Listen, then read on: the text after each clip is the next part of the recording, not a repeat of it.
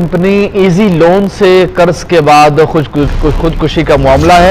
FIA team ने easy loan के G84 में वाक़े दफ्तर में छापा मारा। कंपनी के दफ्तर से लैपटॉप्स, डेटा डिवाइसेस और दीगर सामान कब्जे में ले लिया गया है।